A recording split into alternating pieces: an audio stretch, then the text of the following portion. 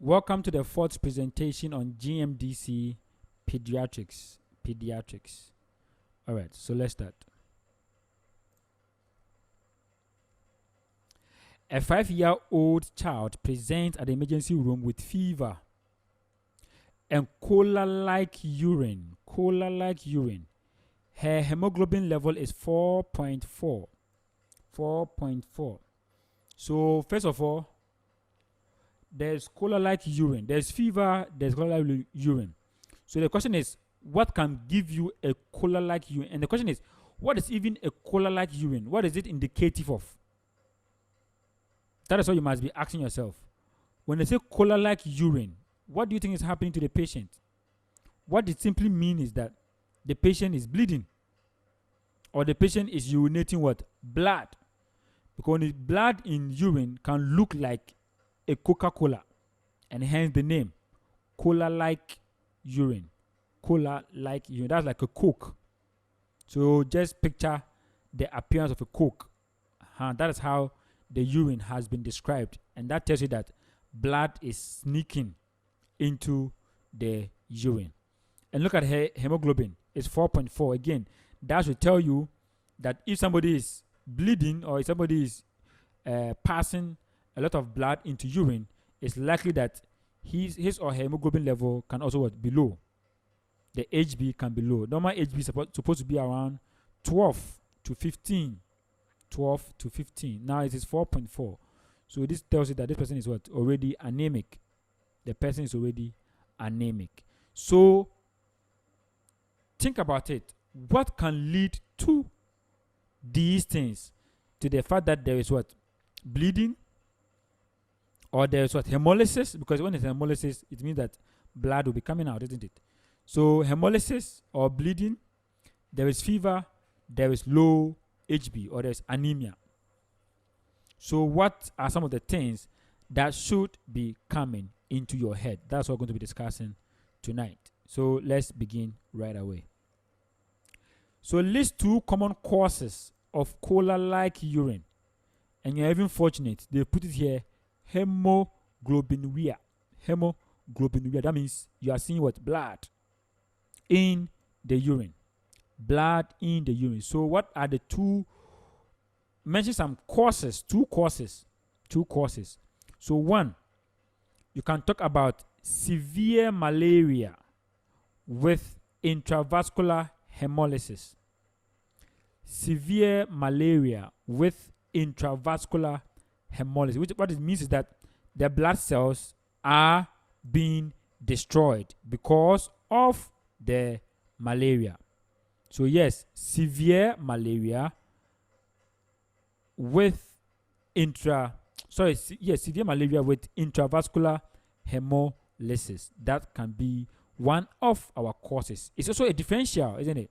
Yes. The next one, you can talk about sickle cell disease. Sickle cell disease, and in Ghana is very, very common. So this is sickle cell disease with hyperhemolytic crisis. You remember we talk about some complications of sickle cell diseases, and we talk about hyperhemolytic crisis. So that can also be a possible cause or a differential for a cola-like urine. You can also talk of sepsis. So when there's a severe infection, patient can easily experience hemolysis, which eventually lead to the appearance of a urine that is like a cola. All right. We can also talk about G6PD deficiency. Glucose 6-phosphate dehydrogenase. G6PD deficiency. So over here, the protective mechanism of the RBCs is not there. So when I say the protective mechanism, I mean shield. I'm talking about the NADPH. So these are, so when you are having glucose 6-phosphate deficiency, these substances are not able to be produced to protect the hemoglobin. And of course, it also uses what we call glutathione. So all of these things will be impaired, And this glutathione in the presence of NADP helps in the protection of RBCs against oxidative reactant. Let me put it that way. Yeah. Oxidative what? Reactant. All right. Thereby preserving the RBCs. So this person could also be suffering from that. So again, what are your differential, or what are the two common causes? Severe malaria with intravascular hemolysis, sickle cell disease with hyperhemolytic crisis, sepsis, and then GSPD deficiency. These can be your possible causes or differential. List 4 important laboratory tests you will do. 4 important laboratory tests you will do. So again, you know your causes, you know your differentials. So start mentioning tests that correspond to their causes, as simple as that. So if you want to know if somebody is having a low HB, of course, I already told you, low HB. So how did it arrive at that? Of course, full blood count was done. So 4 important laboratory tests you want to do is what? Full blood count. And again, you also want to see what sepsis, because you said sepsis is part of the possible causes. So you want to see if the neutrophil levels are high or not. So you want to do what? Your full blood count. Then you also want to do HB electrophoresis. HB electrophoresis. So it tells you the genotype of your patient with respect to sickle cell. So it will tell you whether the person is what? AA or AS or SS. It will tell you. So that's we call it what? HB electrophoresis. Then you want to do BF or blood film for malaria parasite. Blood film for malaria parasite, because you are also thinking of what? A severe malaria as a possible cause of this color-like urine. This color-like urine. Then you want to do what? Blood culture and sensitivity. Again, because of what? Sepsis. So culture and sensitivity. You also want to do gene 6PD deficiency test. Gene 6PD deficiency test. And in all of these things, the organ that also suffers the most is also what? The kidney. So you want to do your BUE and creatinine. Blood urea electrocyte and creatinine. BUE and creatinine. You want to do that as well. All right. You also want to do your urine RE or urine examination. Routine examination, routine examination or RE. And urine culture and sensitivity. Again, it can point towards what? Infection for you or sepsis, since you are trying to query it.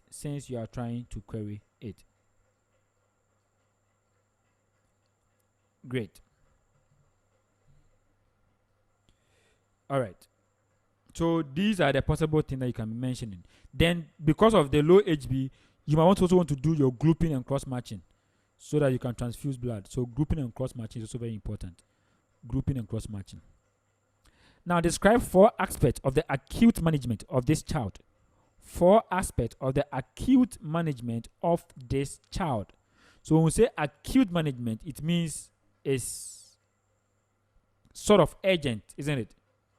It's a sort of what? Urgent. So for the acute management, you will want to what? Put the person on intranasal oxygen, because HB is low. So what it means is that the person will be very, very fatigued or very tired, and that means that oxygen is low or could be less in the body, and so therefore you have to put the person on intranasal oxygen. Then set up your intravenous fluids. Do a urine collection.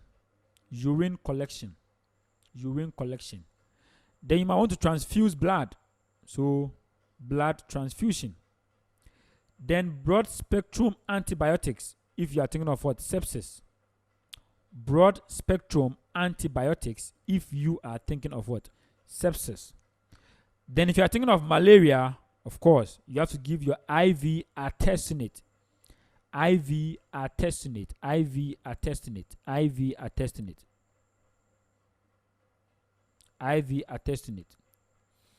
Good. And yeah, they must also want to give what? P-more for the fever. Again, 4 aspects of our management or our acute management of this child is: 1, we want to put the person on intranasal oxygen. Intranasal oxygen. You want to set up IV fluids or intravenous fluids for the patient. And of course, setting up to transfuse, isn't it? Then you want to transfuse blood.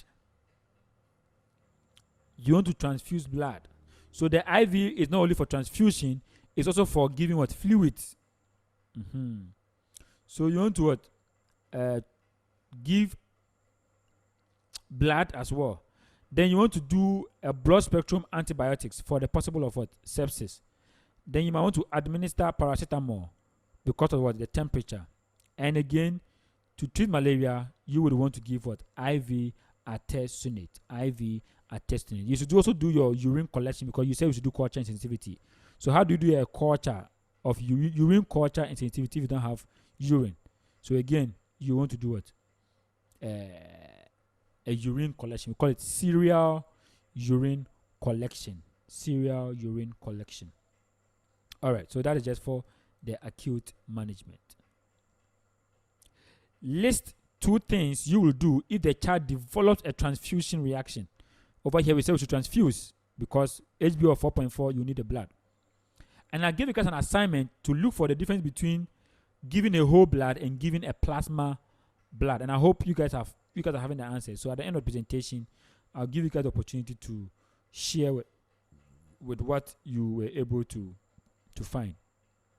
All right.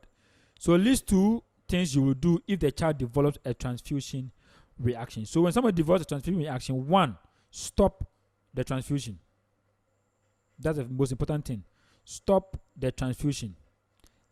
2, run normal saline. Run normal saline. And you also want to check if the blood unit label and the patient's identification are really matching. Because sometimes you can be giving the wrong transfusion, or you can be transfusing the wrong blood. Yes, you can be transfusing the wrong blood. So you want to check the blood unit label or the blood label if it corresponds to the patient's ID. So they come, okay, Alphonse needs blood, maybe O positive, but we brought A positive. Do you understand?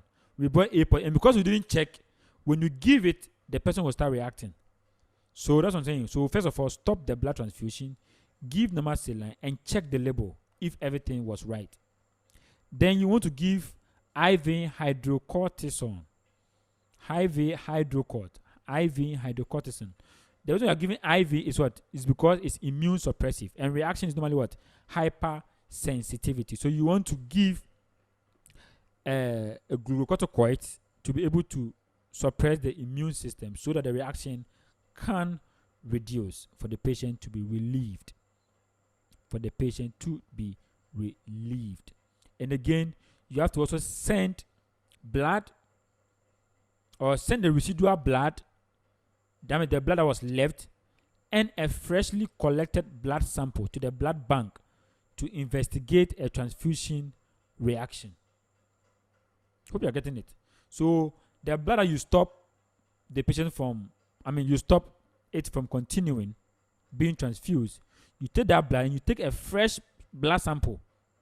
Then you take it to the blood bank for them to investigate a transfusion reaction.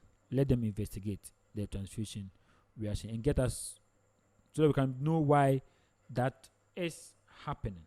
So we can know why those things are happening. All right.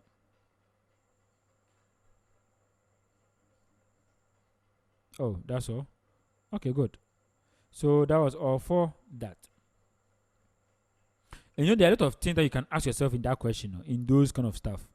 So please, and we have talked about some diseases. So go and read on GSPD, go and read on sickle cell, go and read on sepsis, go and read on malaria. Very important. That's how we learn. All right.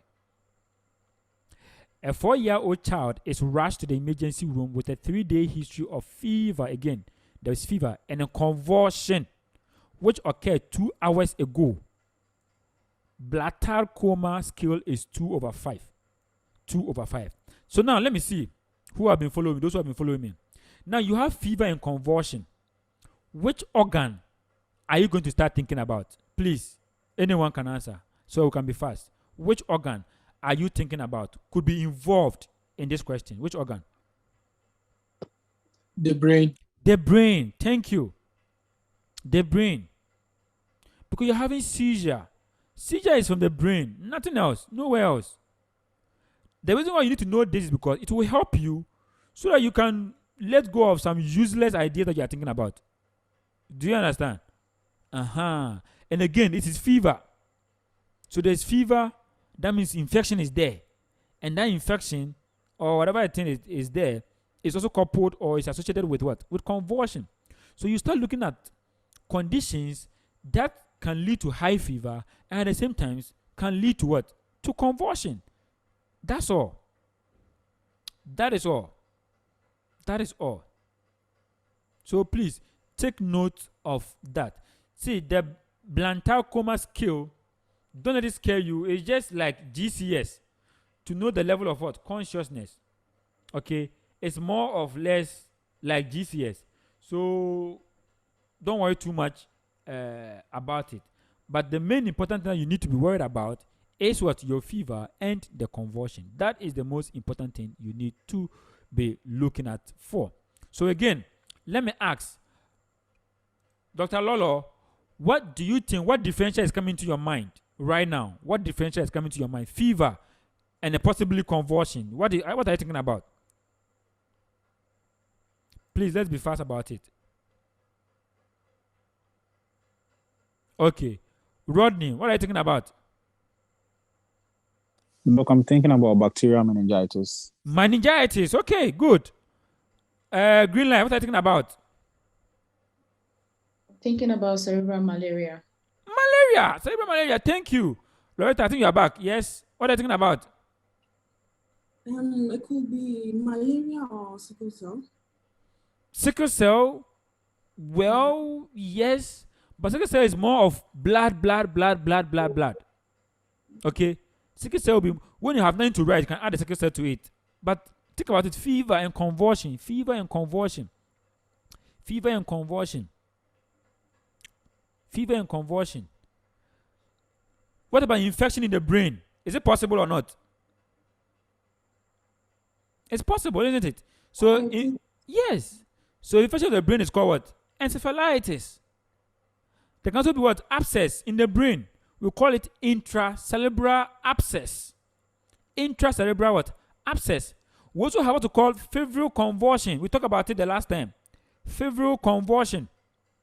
Febrile convulsion. For you are going to look for what febrile convulsion is. Febrile convulsion.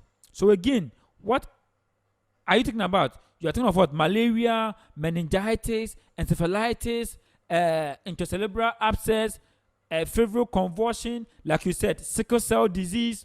These things are all what? Possible. They are all what? Possible. So now let's look at the questions that might be followed. For those of you who might want to know more about the bladder coma scale, this is simply a scale. This is like a modification of the glycocomas scale for children. The GCS for children. So, but basically, this one is designed to assess malaria coma.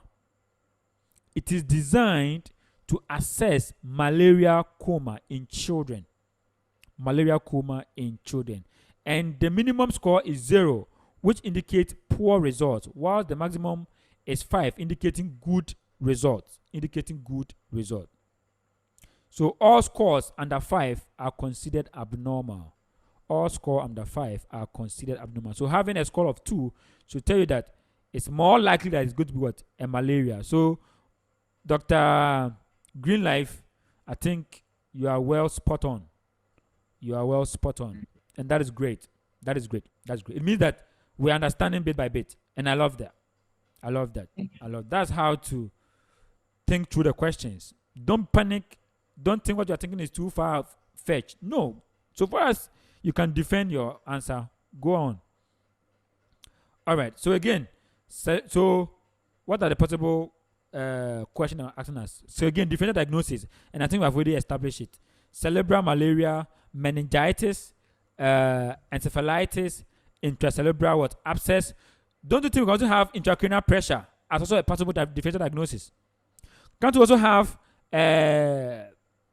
intracranial hemorrhage? Also a potential differential? I think it's possible. They can seizure, isn't it? They can seizure. So starting off meningism. So add them there, add them there, add them, add them, add them. So in Viva, when I ask you, you can go on and go on and go on and go on and go on. But over here, they're asking for just 2. So this one is even easy. And one thing I also advise is that when I say give 2, give the ones when they ask you another question, you can be able to answer. Because if you go and say, if you go and mention intracerebral abscess as your number 1, and they ask you what test will you do, they ask you a question following it, and you can't answer. I mean, so what were you thinking? So please, the first thing, that give the one that you know that you can be able to give a lot of what information on. Okay, when you are being asked about, because usually they'll be asking you questions following it. So know how to go about answering questions so that you don't get and don't forget, I told you guys that if you answer a question that is not connecting to your differential, you are marked as wrong. No marks will be given to you, even though you could be correct, but since it's not part of the differential, you are marked as a wrong. You are marked wrong. So please, whatever you are given, it should correlate. They should all correlate. All right. So what will be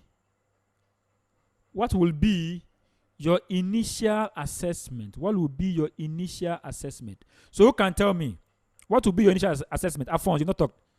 Initial assessment is what? Initial assessment. What are you thinking Boss, about? you assess the ABC airway. Thank breathing, you. and circulation. Finish. Case closed. So you make sure you assess and you stabilize your airway, your breathing, your circulation. As simple. That is your initial assessment. Initial assessment. Then if you want to continue, you can go on and go and go. But the initial assessment is that one. That's all. Then, no questions coming again. Good. List 2 bedside tests you will do immediately after your initial assessment. 2 tests, bedside tests. When we say bedside tests, it means tests that can be done not in the lab, but right beside the patient. Right beside the patient. So what 2 tests are you thinking about? That anytime we bring a patient to the emergency, those tests must be checked. Whether you have it or not, they must be checked. What tests are they? Who can tell me? What tests are the bedside tests? What tests are they? Who can tell me? Oh, come on. Urine dipstick. Urine dipstick. Okay, what else? And also you can check for clotting, bedside clotting time. Okay, what else? Those are very, very important. You're not mentioning the most important ones. So the bedside test for every patient that comes to emergency: random blood sugar, RDT. Pew, pew. Random blood sugar. Because don't forget that if somebody is also having hyperglycemia or hypoglycemia, they can also lead to a convulsion. Don't forget that. Don't forget that. And Dr. Greenleaf mentioned malaria. So what tests are you going to do by the bedside? It's what? It's RDT, random rapid diagnostic test. That's for what? Malaria. But if you really want to know the quantity, you do the BF or the blood film for malaria parasite. Okay. Then as you are mentioning, you can also do the urine dipstick. But urine dipstick, we don't do it very often, but it's also part of the bedside test that someone can do. But immediately somebody comes, that one there is like when you're having UTI and that we're going to check you for that urine dipstick. I hope you're getting me. Dr. International. So, but your two major ones are your random blood sugar and your RDT. So, if you don't mention these things, don't mention those things, clotting, blah, blah, blah, they'll be looking at your face. They'll say, and. When I say and, that means there's a common one you're supposed to mention. So, please take note of that. All right. I hope we are picking up some few points from what we are saying. All right. List 2 medications you will use for the treatment of the differential diagnosis. Don't forget, as part of the differential diagnosis, also mention sepsis as part of them, isn't it? Sepsis can also cause those things, encephalitis, all those things, sepsis, they are all what? Part.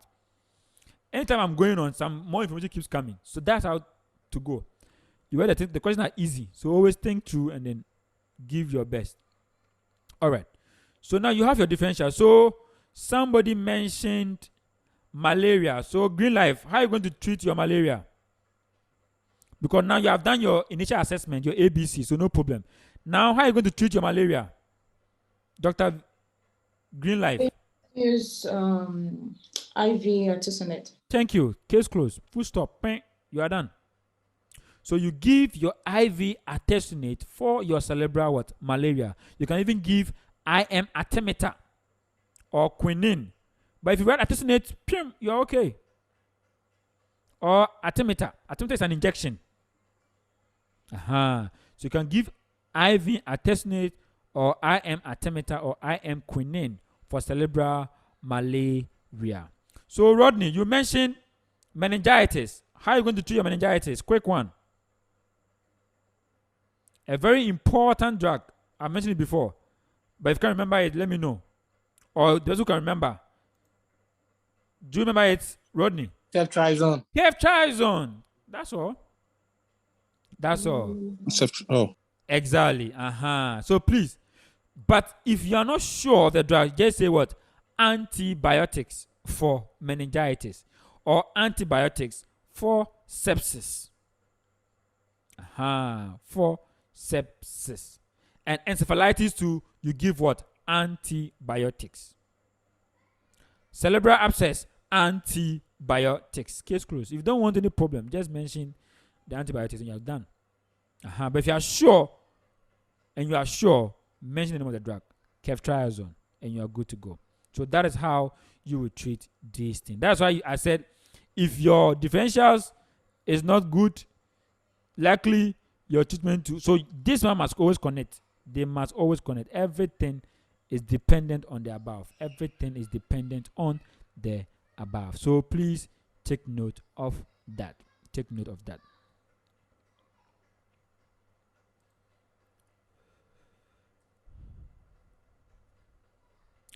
A 2-year-old boy is rushed to the emergency room having ingested kerosene an hour ago. Mother gave the child palm oil to induce vomiting. Please never advise your parents to do that. When a child mistakenly drinks kerosene, they want the person to vomit the kerosene out, so they give palm oil. The person can aspirate. So please take note of that. The person can aspirate, and that is very dangerous. So always be careful. Take the person to the hospital. Let us do our thing. Okay? So if you are closer to some of them, advise them not to do that. All right.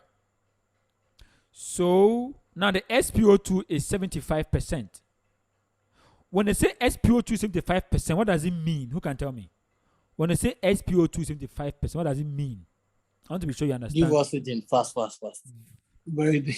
Good. It means that oxygen is low, so you must give what? Oxygen. So the question now is that, why is oxygen low? That's another question you must be asking yourself. So that, again, tells you what you should be thinking as your diagnosis. That means it's a problem of the lungs. Because that's where aging of gases takes place. So lung is under attack. The lungs is under what? Attack. If you go to Green Life Instagram status, she's always attacking us with freshness. But we know ball. We know ball. You understand? What's the name? What's the name so that we can also watch? Don't worry, I won't tell you. Go away. Bad boy. I won't tell you. So, but the point is that something is under attack. And over here, the lungs is under attack. So when you have this, you will know what to do for the patient. Then you are done. Don't waste your time. From the history, the person injected kerosene. So you ask yourself, where could this kerosene might have gotten to? And then they've given the child palm oil again to induce vomiting. And don't forget, the pathway where all these things pass, they have two pathways. It can either pass through the esophagus or it can pass through another place. It will enter into the lungs, isn't it? Yes. So always, all of these things are possibilities. So always put it at the back of your head. Okay? At least, if you don't have a head cry, we know that Alphonse has a coconut head. So at least put that at the back of your head. All right. And there's what? Crepitation in the chest. Again, there is what? Crepitation. There is what? Crepitation. Crepitation in the chest. There's some sound in the chest. Something is trying to force its way. Something is trying to, and all of those are giving us what? The crepitation. The crepitations. All right. So let's look at the questions that might follow. So what is the likely diagnosis? What is the likely diagnosis? So over here, you are thinking of what? So the person might have what? Aspirated the kerosene. So we call it what? And again, I said what? The lungs is under attack. So we can say this is called what? Aspiration pneumonia. Don't forget, pneumonia is simply what? Inflammatory process of the parenchyma of the lungs. So if the lung tissues are under attack, oxygen saturation could be what? Low. So over here, we are looking at a possible what? Aspiration pneumonia, secondary to kerosene ingestion. You see how to answer the question? So this is what? Aspiration pneumonia, secondary to kerosene ingestion. Secondary to kerosene ingestion.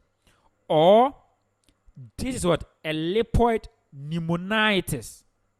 Again, when we say pneumonitis, it can also mean what? Inflammation of the lungs. Pneumonitis or pneumonia. Pneumonitis or pneumonia, they all mean what? They can be used interchangeably.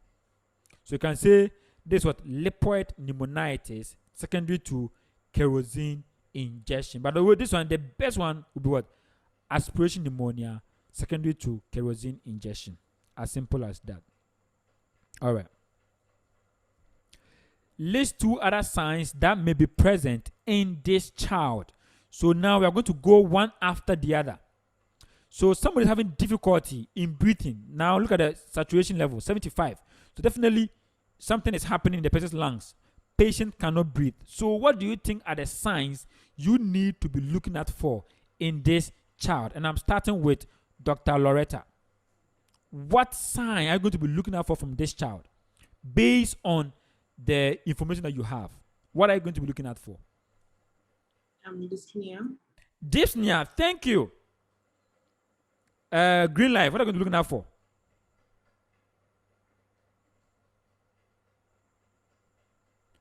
Green life. Okay. Rodney, what are you going to be looking out for?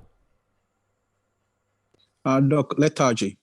Lethargy. Yes, because the person will be tired, trying to breathe. It's not coming. So lethargy, good. Kojo International, what are you thinking about? Well, tachycardia, tachypnea. Tachycardia, tachypnea. Now, if you are lacking oxygen, what do you think will happen to you, Dr. Green Life? If you are lacking oxygen, what will happen to you? Do you think you can have cyanosis? Yes. Yes, boss. Yes, exactly. You can have what? Cyanosis. Now, the reason why I'm telling you guys this is because I want you to be able to think and look at what is happening to the patient. What can you be looking at for? That is a good doctor. Not what the book is saying. What do you think? You are seeing the patient is before you. What are you thinking about? So again, two signs: cyanosis, tachypnea, tachycardia, dyspnea. nasal flaring, the use of accessory muscles of respiration, and that is leading to your lethargy and irritability. So you see, if you understand the concept, no need to memorize any shit. Sorry for my words, but no need to memorize anything. No need to memorize anything. And again, because you know this, you can know what management to give to the patient. As simple as that. So now let's look at the next question. Describe 4 components of your management. 4 components of your management. 4 components of your management. So don't forget, the person is having what? Aspiration pneumonia, secondary to what? Kerosene injection, and you're having these signs: cyanosis, tachypnea, tachycardia, flaring, the use of accessory muscles of respiration, lethargy or irritability. Now, tell me, how are you going to manage this patient? How are you going to manage this patient? Rodney, how are you going to manage your patient? Mention one aspect of it. Just one. Doc, I'm going to start by assessing and then stabilizing the airway, the breathing, and then the circulation. Point noted. Case closed. So you are done with yours. Green life. What are you going to do? Now, you have assessed the A, B, and C. So what are you going to give for the patient? Can you give oxygen? Thank you. You don't ask me. Okay, you are giving oxygen, sorry. Exactly. So you give what? How do you call it? Intranasal what? Oxygen. So put the person on intranasal what? Oxygen. Because the person's saturation is going low. So you put the person what? On oxygen. Yes, Dr. Loretta, what else are you going to give for the patient as part of the management? So you have mentioned ABC, you have put the person on oxygen. What else are you going to do for the patient? Antibiotics. Good. You can give antibiotics, but where is the antibiotic going to pass? Injection. IM. So you give. So you must make sure that you have given your what? Your IV lines. Set your IV lines to give what? Your, how do you call it? Your medication. Okay. So set your IV lines and then to give what? Medication. Yes. What else? Dr. International. She has given medication already. Yes. So what else are you going to give? This person has ingested kerosene, and they've given the person palm oil to induce vomiting.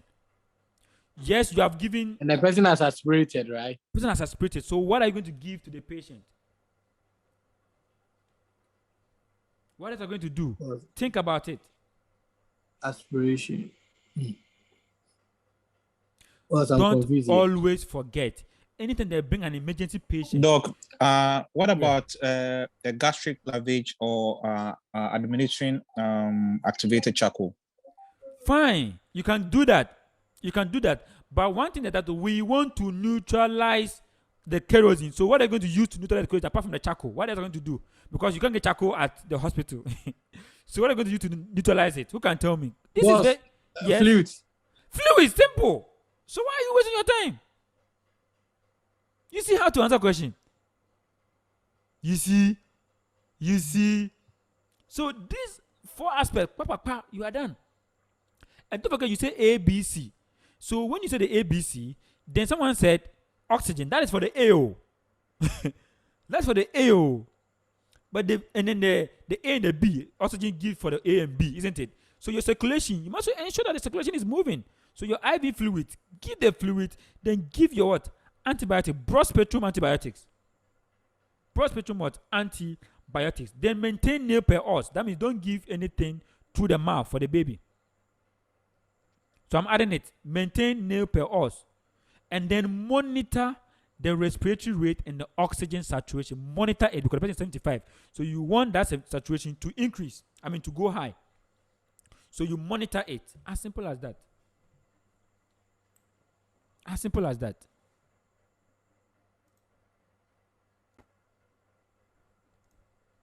Great. So these are the components of your management.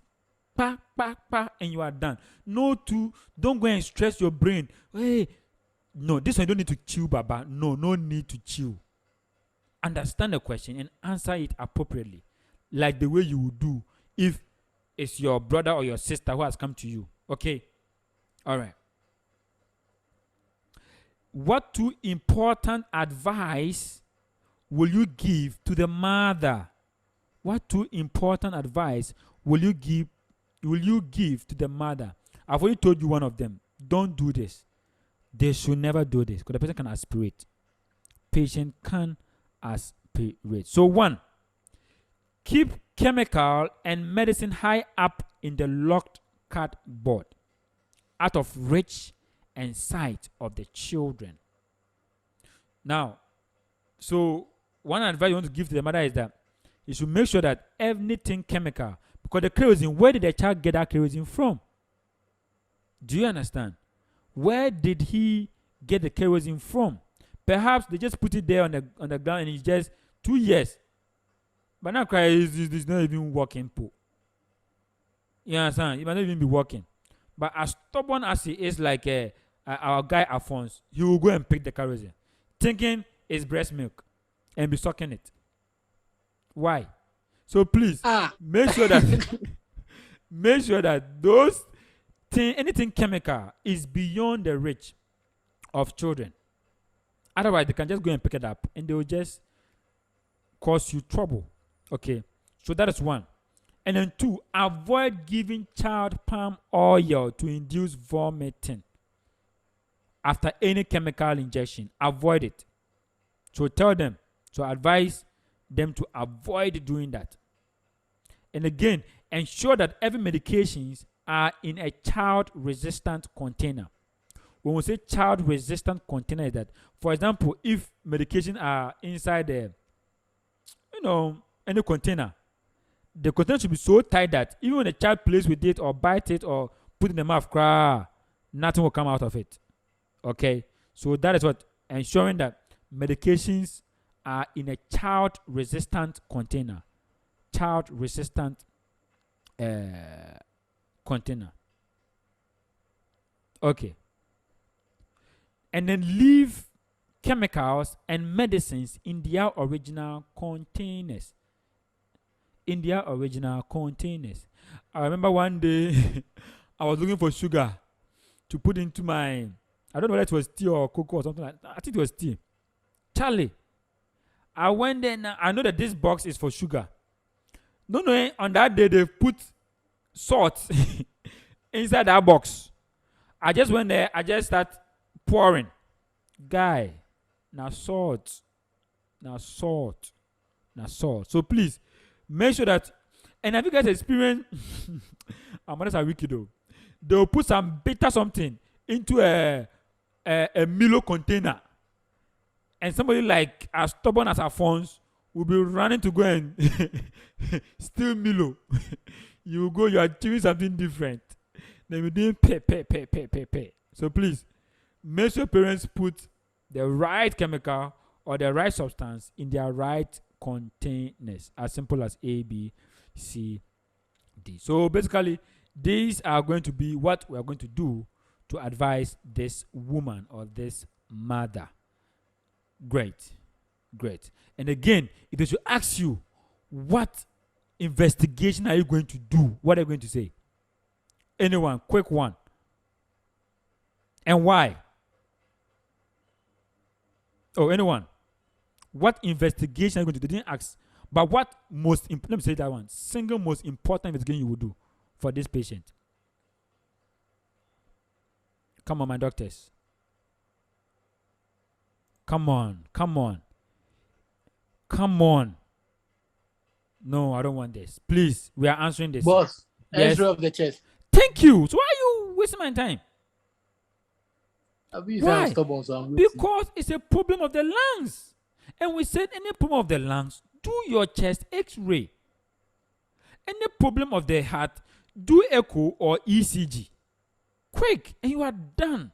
These are important things that you don't need anyone to come and teach you. Then you cannot do your supporting investigation like your full blood count, your core chart, whatever you want to do. You cannot do them. But the most important one is the chest X-ray. All right.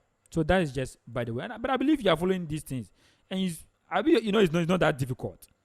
So if you go and then you make questions like this and you go and say, "Oh, BAHA didn't tell me," then Charlie. Good. A day-old neonate delivered at the home is brought to the ER, emergency room, with a history of poor sac, fever, and seizures. This one is like a question that has been repeated, isn't it? They say the person cannot sac well, but there's fever and a seizure. So again, you know your differentials already. You know your differentials already. And that is it. That is it. But don't forget, this baby is just a day old. So there will be something that might not be likely. Might not be likely, but doesn't mean that it's not possible. Okay. So you mentioned the most important ones first. Then if you don't have anything to say, you can add the rest to it. Okay. So everybody, let's mention one. Mention one. If you mention yours and be free. Mention one. What can cause fever and seizure? Come again. Cerebral malaria. Good. What else? Who else is mentioning a different one? Meningitis. Meningitis. Yes, a different one. Sepsis. Sepsis. So this one call it what? Neonatal what? Sepsis. What else? We talk about febrile convulsion. You guys will be disappointed. Febrile convulsion is important too. Febrile convulsion. Yes. Don't forget these things. So at least you have your differential in your head, and that will always help you. It will always help you. So now let's look at the question that is following. List 4 other clinical features this child may have. 4 other clinical features. 4 other clinical features. The person having fever, seizures, poor sucking. So what do you think are some possible features you are likely to see in this patient? Who can tell me? Maybe jaundice. Maybe jaundice, yes. Somebody cannot breastfeed very well. Somebody is having fever. Somebody is having seizures. First of all, assuming you're going to do your management, maybe you will say ABC. So ABC, why are you doing A? Why are you doing B? And why will you even do C? You see the point? So these things should be, drawing your attention to something. Boss, And this person use is a of baby. accessory muscles. Good, yes. And why would they chest, use accessory muscles? recession. Why would they use accessory muscles for respiration? And what is That's respiratory distress. good? So again, what else? What are some of the symptoms of respiratory distress? Let's continue. Because respiratory distress is not a symptom. Chest recession. Somebody mentioned Use of something. accessory muscles, as I said. Someone was mentioning something. I think Loretta or Green Life was mentioning something. A lady's voice. And cyanosis. Cyanosis. sorry. What else? Oh, you mentioned something. The tachypnea, the tachycardia, they are all there. Irritability. Rodney, irritability. Irritability or lethargy. They are all there. So the question is, mention 4 other clinical features this child may have. So 1, excessive cry. Mention it. Doc, what about Hypo what? hypothermia?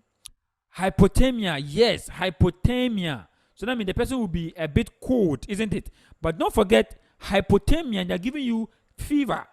So you see, there's a little bit of, so if you say hypothermia, maybe yes. By hypo, maybe a little bit no. Do you get me? Because the person having fever means the temperature is already high. Oh, okay. Yes, Doc. Understood. Very good. So always read in between the lines. So it could mean that temperature is already high. So it can be what? Low again. So excessive crying, irritability, lethargy, tachycardia, tachypnea. Since it's a baby, it can even be bulging of the anterior fontanel. Then some people have mentioned what? Cyanosis. That means there will be what? Bluish discoloration. There might be yellowish discoloration on the skin. So Charlie, just mention them. You see, they are plenty. If you understand, they are plenty. Charlie, when I'm doing these things, I get happy. Because everything is correlating. Everything is. So then this one don't need to chew baba. Because during Viva, they can ask you, somebody has come to your emergency room with fever and seizures. Give me 5 differentials. You don't have to suffer. You don't have to be thinking. Just start. Because one, it's a problem of the brain. So start. Bang, bang, bang, bang, bang, bang. You are gone. You are gone. Sorry, you are gone. All right, that's just by the way. So please, there are a lot to write. So keep writing them. Keep writing them. List 2 differential diagnoses. This one I don't need to even stress myself because you already mentioned the meningitis, the neonatal sepsis, the febrile convulsions, the encephalitis, blah blah blah blah. You can mention the malarias, but because a baby, maybe I'll put malaria last because one day, isn't it? One day old, but it's possible that the person can have what malaria. Then again, too, it's possible the person could have birth asphyxia. Birth asphyxia. Birth asphyxia. It's possible. It's possible. It's possible. So write all of this. So any 2. But again, write the ones that you can always answer a question on. If you don't have anything to say, then you ask something else. But your most important, at least, the sepsis and meningitis, you people know it by heart. So just write it. Bagan. You're okay. Malaria, you can write malaria and you're okay because you can treat it or you know what to do. All right. For one investigation you will do. So for me, what I do is that since they give me 2 differentials, when I give you 2 differentials, I will mention 2 for each. Bagam, I'm done. Bagam, I'm done. No stress. No stress. So again, if you're thinking of sepsis, who mentioned sepsis? Who mentioned sepsis? Somebody mentioned sepsis. Who mentioned sepsis? Who mentioned sepsis? Who mentioned sepsis? I think Green Light mentioned sepsis. Sepsis, please tell me what you're going to do for your patient. 2 investigations you're going to do for your patient. Quick, please. For sepsis, you have to do blood culture. Okay, what else? Sensitivity. Come again? Blood culture. And what? Dog spinal tap. Come again? Spinal tap. Good. So spinal tap will be for meningitis. That's lumbar puncture, if I'm correct. Are you talking about the lumbar puncture? Yeah. Yes, so lumbar puncture and hand. That one will be for the second differential. But I'm talking about the sepsis that she mentioned. So she mentioned blood culture. Full blood count. Full blood count, because you also know that it will tell you whether there's infection or not. So your full blood count, you can do your urinary, isn't it? You can also do what? Your culture and sensitivity, whether it's blood or it is urine. You can do both of them. You see that thing? Good. And then so somebody mentioned about what? Lumbar puncture. That will be for what? Your meningitis. And then give meningitis to the culture and of thing. We also take care of it because it also shows that there's an infection, isn't it? But the lumbar puncture is very diagnostic for meningitis, which is good. Then you also want to do what? A head CT or head, because it's a baby, just do head ultrasound. Don't go and do CT because the radiation might be too high for the baby. But because it's seizure, you might want to do what? CT for people. But for a day 1 baby, CT will not be what? Really be advised. So do what? Head ultrasound instead. Head ultrasound instead. Then you might want to do what? Your BUE and your creatinine. BUE and your creatinine. Let me ask this question. What is your single most important test you will do to assess the functionality of your kidney? Single most important test you will do. Oh, come on, guys. Come on. GFR. I'll slap you. Single most important test. No, I'm not saying you are wrong. It's good. But I'm saying single most important to me, the golden test. That's what I want. GFR is good. But I want the golden test you will do. Come on, guys. Let's go, guys. Let's go. Is it the ultrasound of your kidney? I'll slap you. You today you receive slap. Yes. Come again. Thank you. Please stop cases. Hey, I've been asking a question. I've never took kisses. My friend, This one was the answer. You are giving us non-fat today. You give me 3 non-fat. Why? What was it? I didn't hear. Creatinine. Yes. Oh, yeah, BU and creatinine. Yeah, saying B and creatinine. But I need to be and creatinine. So the single most is the creatinine. Single most is the creatinine. All right. But you can do the rate of BUE and your creatinine. But the single most is what? Your creatinine to assess the functionality of your kidneys. Very good. I'm saying this because Charlie Viva, and even MCQ, you can meet them. All right. So you have what? Full blood count, urinary culture sensitivity, blood culture, BUE and creatinine, head ultrasound, lumbar puncture, all of these tests, you can do them, and then you are out of the way. Okay, you see, it's interesting. And then you can also do what? Random blood sugar, because sometimes maybe the patient is what? Diabetic, isn't it? The patient is diabetic, you can also have it, especially those who are big, microsomic babies. Yeah, microsomic babies, they are very big. So you might want to do all those ones as well. So random blood sugar, you can include it. All right. Name 2 anticonvulsants. So that means this one you cannot escape the drug. So you can't just say anticonvulsant and run away. This one they want you to mention the drug. Mention the drug that you will use to abort the seizures. So you can give your diazepam. You can give your phenytoin. You can give midazolam. You can give your phenobarbital. So again, phenobarbital, phenytoin, midazolam, and you can give your diazepam. Okay, so just mention any 2 of them, and you are good to go. So these will be your anticonvulsant to abort the seizures. So again, if I told you what to be your treatment modality, so you do what? Your A, B, C. Oxygen, abort seizures. So you see, that is how to do it. All right, but over here, they just mention what? 2 anticonvulsants, so it's even much easier. All right, so that's just by the way.